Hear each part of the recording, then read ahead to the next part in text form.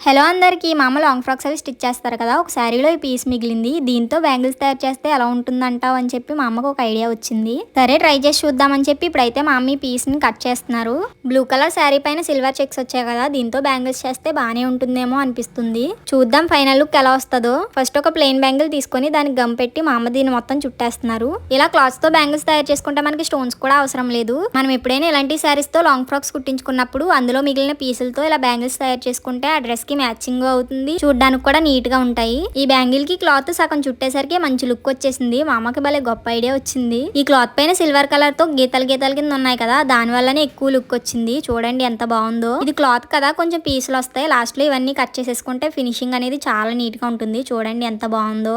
నిజంగా ఈ ఐడియా చాలా బాగుంది కదా. మీకు నచ్చితే ఖచ్చితంగా వీడియోని లైక్ చేసి మన ఛానల్ ని సబ్స్క్రైబ్ చేయండి. ఇలాంటి బ్యాంగిల్స్ మీరు కూడా ట్రై చేసి ఎలా వచ్చాయో ఖచ్చితంగా కామెంట్ సెక్షన్ లో కామెంట్ చేయండి. Bye guys, హకునా matata.